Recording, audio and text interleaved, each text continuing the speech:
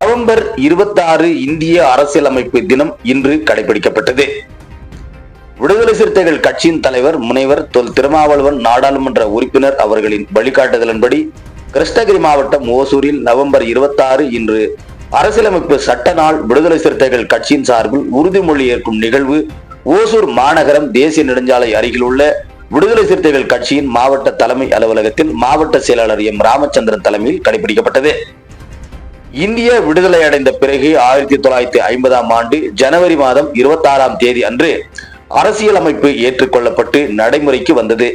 இது விடுதலை பெற்ற இந்தியாவை இறையாண்மை கொண்ட ஜனநாயக குடியரசாக பறைசாற்றிக் கொண்டது. 1949ஆம் ஆண்டு இந்திய அரசியலமைப்பு அரசியல் நிர்ணய சபையில் ஏற்றுக்கொண்டதை கொண்டாடும் வகையில் ஆண்டுதோறும் நவம்பர் 26ஆம் தேதி அன்று இந்திய அரசியலமைப்பு தினம் கொண்டாடப்படுகின்றது. இந்த நாளை சம்விதான் திவாஸ் என்று மத்திய அரசு அழைக்கின்றது. இந்திய விடுதலை அடைந்த பிறகு 1950ஆம் ஆண்டு ஜனவரி மாதம் 26ஆம் தேதி அன்று அரசியலமைப்பு ஏற்றுக்கொள்ளப்பட்டு நடைமுறைக்கு வந்தது. இது விடுதலை பெற்ற இந்தியாவை இறையாண்மை கொண்ட ஜனநாயக குடியரசாக பறைசாற்றிக் கொண்டது. இந்த நாள் அரசியல் அமைப்பில் எழுந்துள்ள நீதி, சுதந்திரம், சமத்துவம், சகோதரத்துவம் ஆகியவற்றின் மதிப்புகளை கொண்டாடப்படுகிறது. அரசியல் அமைப்பு சட்ட வரைவுக்கு குழு தலைவரான டாக்டர் BR அம்பேத்கர் அரசியலமைப்பின் தலைமை சிற்பி என்று போற்றப்படுகிறார். 2015ஆம் ஆண்டில் அரசியல் அமைப்பு தினம் ஆக்கப்பூர்வமாக அறிவிக்கப்பட்டது. 1949ஆம் ஆண்டு நவம்பர் 26ஆம் தேதி அன்று இந்திய அரசியலமைப்பு ஏற்றுக்கொண்டதை குறிக்கும் வகையில் இது கொண்டாடப்படுகின்றது. அரசியல் அமைப்பு தினத்தின் முக்கியத்துவம் அரசியல் அமைப்பு தினம் டாக்டர் BR அம்பேத்கரை கௌரவிப்பதோடு அரசியல் அமைப்பு மதிப்புகள், உரிமைகள் மற்றும் கடமைகள் பற்றி விழிப்புணர்வை ஊக்குவிக்கும், தேசிய ஒற்றுமையை வளர்க்கும் வகையில் நீதி, சுதந்திரம், சமத்துவம், இந்திய அரசியலமைப்பு வரலாறு, இந்திய விடுதலை போராட்டமானது அனைத்து குடிமக்களுக்கும் நீதி, சமத்துவம் மற்றும் சுதந்திரத்தை உறுதி செய்து ஆட்சி செய்ய வேண்டியதுதான் அவசியத்தை வலியுறுத்துகின்றது. எனவே இந்திய அரசாங்க சட்டம் 1935ஆம் ஆண்டில் இந்தியாவின் ஆளுகைக்கு ஒரு அடித்தளமாக செயல்பட்டது. ஆனால் இறையாண்மை கொண்ட ஜனநாயக குடியரசுக்கான ஏற்பாடுகள் இந்த சட்டங்கள் இல்லை.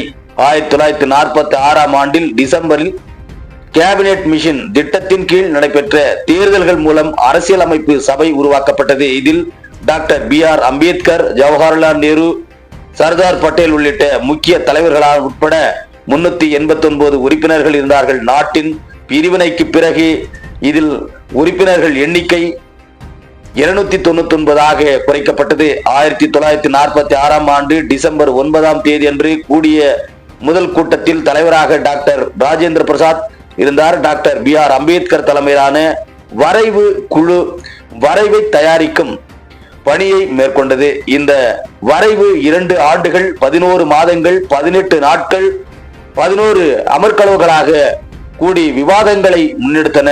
நவம்பர் 26, 1949ஆம் ஆண்டில் அன்று அரசியலமைப்பு சபை இந்திய அரசியலமைப்பு ஏற்றுக்கொண்டது.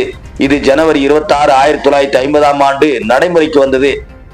இந்த நடைமுறையை விடுதலை பெற்ற இந்தியாவை ஜனநாயக குடியரசாக மாற்றியதை பறைசாற்றியது. அரசியலமைப்பு என்பது வெறும் வழக்கறிஞர் ஆவணம் அல்ல, அது வாழ்க்கையின் வாகனம். டாக்டர் BR அம்பேத்கர் ஒவ்வொரு குடிமகனுக்கும் சம அந்தஸ்து மற்றும் வாய்ப்பை வழங்குவதே அரசியலமைப்பின் நோக்கம். ஒருவரை ஒருவர் விவாகரத்து செய்வது ஜனநாயகத்தின் நோக்கத்தை தோற்கடிக்கும் என டாக்டர் BR அம்பேத்கர் அவர்கள் தெரிவித்திருந்தார். அரசியல் அமைப்பு என்பது வெறும் கருப்பு மற்றும் வெள்ளை ஆவணம் அல்ல, இது தேசத்துடன் உருவாக்கும் ஒரு உயிருள்ள ஆவணம் என்பதும் குறிப்பிடத்தக்கது. இந்த நிகழ்விற்கு ஒன்றிய அமைப்பாளர் M. மாரப்பா வரவேற்புரையாற்றினார். நகர தொண்டரணி அமைப்பாளர் KR சூரியவளவன் உறுதிமொழி வாசித்தார். மேலும் இந்த நிகழ்வின் போது சேவி வினோத்குமார், அப்பையப்பா, தோப்பையா, தேநீர் கடை பாஷா, K. வெங்கடேஷ், நவீன், தேஜா, பூஜி, மதன், ரவி, போலப்பா, மஞ்சுநாத், ராமகிருஷ்ணன், நாராயணசுவாமி, சந்திரசேகர், ராஜு, திம்மராயப்பா, முனியல்லப்பா, நாகராஜ், சசிகுமார், அரவிந்த், கோபால், முனிராஜ், உள்ளிட்ட பலர் கலந்து கொண்டனர். முன்னதாக புதியதாக 10க்கும் மேற்பட்டோர் விடுதலை சிறுத்தைகள் கட்சியில் தாங்களை அனைவரையும் மப்ளர் அணிவித்து மரியாதை செலுத்தி தாங்கள் கட்சியில் இணைத்துக் கொண்டனர் என்பதும் குறிப்பிடத்தக்கது. எதிர்நீச்சல் செய்திகளுக்காக ஓசூர் செய்தியாளர் செல்வமுடன் ராமச்சந்திரன்.